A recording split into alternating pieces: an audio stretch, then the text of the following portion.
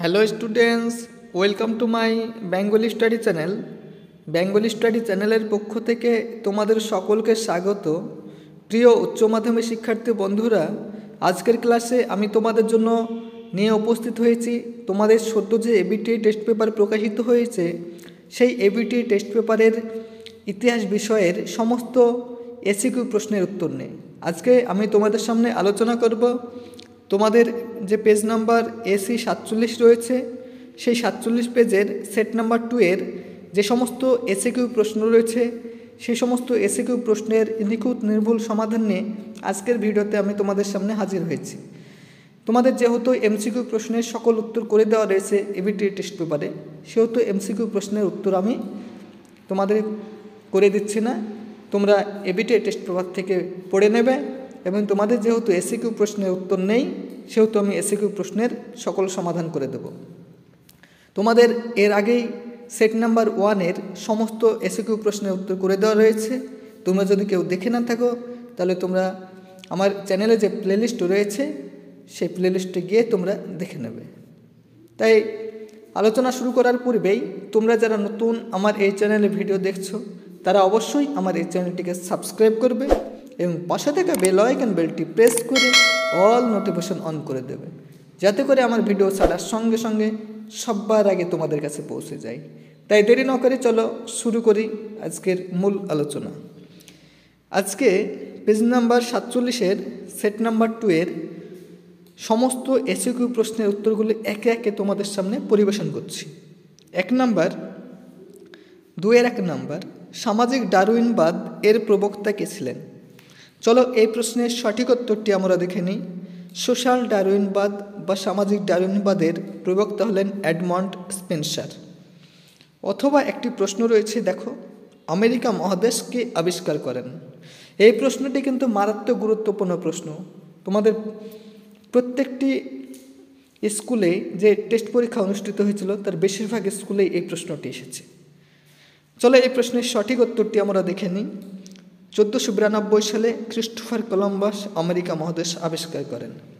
তাহলে তোমাদের কাছে প্রশ্ন হতে পারে, আমেরিকা মহাদেশ কে আবিষ্কার করেন বা কার নাম অনুসারে হয়? তাহলে বলবা, যদি বলে কার নাম অনুসারে আমেরিকা মহাদেশ নামকরণ করা হয়, তাহলে তোমরা বলবে আমেরিকা ভেসপুচির নাম অনুসারে আমেরিকা মহাদেশ নামকরণ করা হয়। আর যদি কে আবিষ্কার করে তাহলে হবে আমেরিকা মহাদেশ আবিষ্কার করেন ক্রিস্টোফার কলম্বাস 1492 সালে। পরের প্রশ্ন 2 নাম্বার, মার্কেন্টাইলবাদ বলতে কি বোঝো?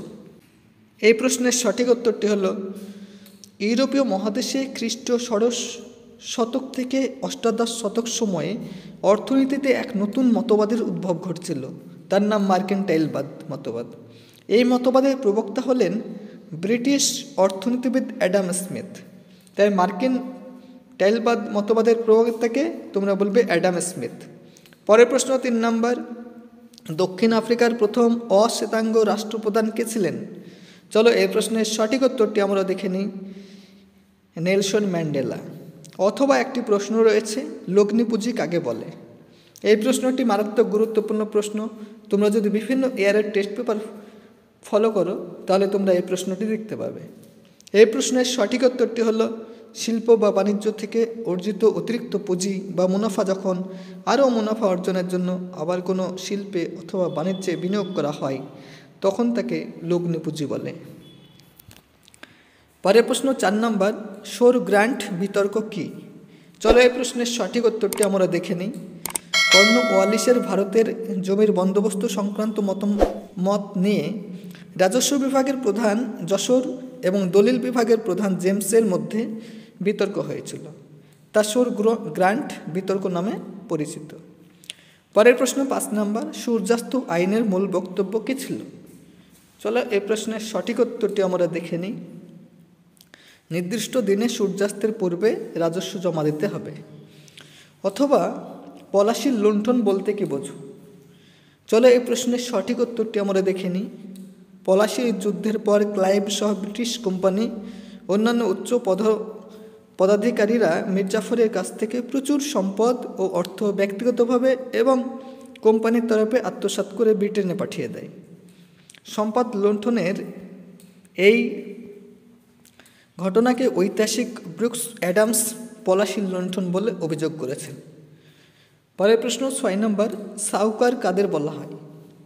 চলো এই প্রশ্নের সঠিক উত্তরটি আমরা দেখে নিই। দাক্ষিণাত্যের বোম্বাই প্রেসিডেন্সিতে সুদঘর মহাজন শ্রেণী সাহুকার বা শাহুকার নামে পরিচিত। পরের প্রশ্ন 7 নম্বর, চুয়ে পড়া নীতি বলতে কি বোঝো? এই প্রশ্নটি তোমাদের খুবই গুরুত্বপূর্ণ প্রশ্ন। উচ্চ মাধ্যমিক 2024 সালের ফাইনাল পরীক্ষার জন্য এই প্রশ্নটি খুবই গুরুত্বপূর্ণ। এছাড়া তোমাদের যে রিসেন্ট উচ্চ মাধ্যমিক টেস্ট পরীক্ষা হয়ে গেল, সেই টেস্ট পরীক্ষায় পশ্চিমবঙ্গের বিভিন্ন স্কুলে এই প্রশ্নটি ছিল, তাই এই প্রশ্নটি তোমাদের অধিক গুরুত্বপূর্ণ। চলো এই প্রশ্নের সঠিক উত্তরটি আমরা দেখে নিই। লর্ড বেন্টিকের আইন সচিব শিক্ষা সচিব মেকলে তার বিখ্যাত মিনিটসে বলেন যে ভারতে উচ্চ ও মধ্যবিত্তদের মধ্যে ইংরেজি শিক্ষার প্রসার হলে তা মধ্যবিত্তদের মাধ্যমে কর্মে সাধারণ মানুষের মধ্যে ছড়িয়ে পড়বে। মেকলে প্রকল্পিত এই নীতি চুয়ে পড়া নীতি বা ক্রম নিম্ন পরিশ্রুত নীতি নামে পরিচিত, অথবা ইয়ং বেঙ্গল বা নব্যবঙ্গীয় কাদের বলা হয়? চলো এই প্রশ্নের সঠিক উত্তরটি আমরা দেখে নিই। ডিরোজিওর অনুগামীরা নব্যবঙ্গীয় নামে পরিচিত। 8 নম্বর প্রশ্ন, দলিত শব্দের অর্থ কী? চলো এই প্রশ্নের সঠিক উত্তরটি আমরা দেখে নিই। দলিত শব্দের অর্থ নিপীড়িত বা ভাঙ্গা। পরের প্রশ্ন 9 নম্বর, কবে এবং কাদের মধ্যে লখনৌ চুক্তি 1916 স্বাক্ষরিত হয়? চলো এই প্রশ্নের সঠিক উত্তরটি আমরা একবার চোখ বুলিয়ে নিই। লখনৌ চুক্তি 1916 ভারতীয় জাতীয় কংগ্রেস ও মুসলিম লীগের মধ্যে স্বাক্ষরিত হয়। পরের প্রশ্ন 10 নম্বর, ভারতীয়রা কেন সাইমন কমিশন বর্জন করেছিল? চলো এই প্রশ্নের সঠিক উত্তরটি আমরা দেখে নিই। কারণ এই কমিশনে কোনো ভারতীয় সদস্য ছিল না। অথবা একটি প্রশ্ন রয়েছে, চলো দেখো, মিরাট ষড়যন্ত্র মামলার অভিযুক্ত 2জন বিদেশি অভিযুক্তের নাম লেখো। এই প্রশ্নের সঠিক উত্তরটি হল ফিলিপ স্প্যাট ও ব্রেন ব্র্যাডলি। পরের প্রশ্ন আলোচনা করার পূর্বেই তোমরা যারা নতুন আমার এই চ্যানেলে ভিডিও দেখছো তারা অবশ্যই আমার এই চ্যানেলটিকে সাবস্ক্রাইব করবে, কারণ তোমাদের সাবস্ক্রাইব আমাকে নতুন ভিডিও বানাতে সাহায্য করবে। কারণ আমার এই চ্যানেলটি যেহেতু নতুন, সেহেতু আমার এই চ্যানেলটি যাতে ভবিষ্যতে আরও অনেক দূর অগ্রসর হয় এবং চ্যানেলটি যাতে গ্রোথ হয় এবং চ্যানেলটি যাতে তোমাদের অনেক সাপোর্ট করতে পারে, সেই জন্য তোমরা অবশ্যই আমার এই চ্যানেলটিকে সাপোর্ট করবে, এই কামনা আমি তোমাদের উদ্দেশ্যে রাখি। চলো আমরা মূল আলোচনায় ফিরে যাই। 11 নম্বর প্রশ্ন, সুভাষচন্দ্র বসু আন্দামান নিকোবর দ্বীপপুঞ্জের কী নামকরণ করেছিলেন? এই প্রশ্নের সঠিক উত্তরটি হল শহীদ ও স্বরাজ দ্বীপ। এই প্রশ্নটি তোমাদের মারাত্মক গুরুত্বপূর্ণ প্রশ্ন। 12 নম্বর প্রশ্ন, তানাকা মেমোরিয়াল কি? চলো এই প্রশ্নের সঠিক উত্তরটি আমরা দেখে নিই। জাপানের প্রধানমন্ত্রী তানাকা ছিলেন একজন কট্টর সাম্রাজ্যবাদী। তিনি 1927 খ্রিস্টাব্দে জাপানের সম্রাটের কাছে দেওয়া এক প্রতিবেদনে বলেন যে পূর্ব এশিয়ার সমস্যা সমাধানের জন্য যুদ্ধনীতি গ্রহণ করা একান্ত প্রয়োজন। এই প্রতিবেদনই তানাকা মেমোরিয়াল নামে পরিচিত। অথবা কার নেতৃত্বে কোথায় তাম্রলিপ্ত জাতীয় সরকার গঠিত হয়েছিল? চলো এই প্রশ্নের সঠিক উত্তরটি আমরা দেখে নিই। সতীশচন্দ্র সামন্তের নেতৃত্বে। পরের প্রশ্ন 13 নম্বর, দিয়েন বিয়েন ফুতে কী ঘটেছিল? চলো এই প্রশ্নের সঠিক উত্তরটি আমরা দেখে নিই। ভিয়েতমিনদের সম্পূর্ণরূপে ধ্বংস করার উদ্দেশ্যে ফরাসি সেনাপতি নেভারে টং কিং দিয়েন বিয়েন ফু নামক স্থানে একটি অস্ত্র ভাণ্ডার ও দুর্ভেদ্য ঘাঁটি তৈরি করেন। ভিয়েতমিন সেনাপতি নগু এন গিয়াপের নেতৃত্বে ভিয়েতমিনরা এই অস্ত্র ঘাঁটি ধ্বংস করে দেন। এই ঘটনা দিয়েন বিয়েন ফুর ঘটনা নামে পরিচিত। পরের প্রশ্ন 14 নম্বর, সিটো কথাটি সম্পূর্ণ অর্থ কী?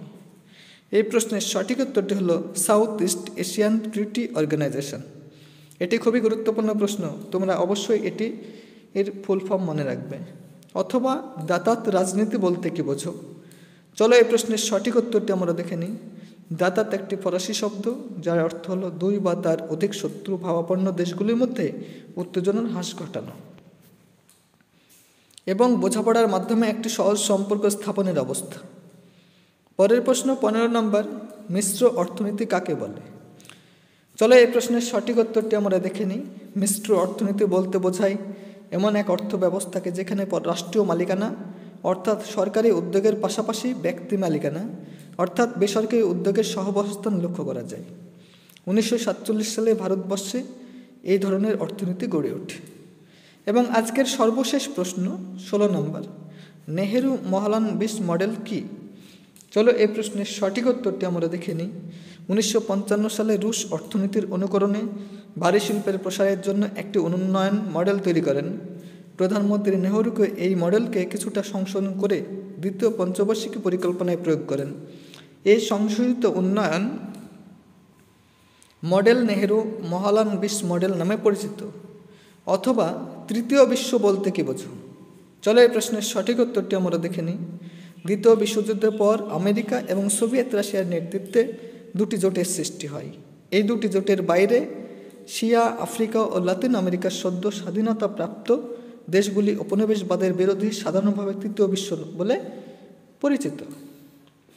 এই যে তোমাদের সামনে আমি 16টি এসএকিউ প্রশ্নের উত্তর নিখুঁত নির্ভুল সমাধান তুলে ধরলাম, এই প্রশ্নগুলি তোমরা খাতায় টুকে নাও এবং ভালোভাবে স্টাডি করো।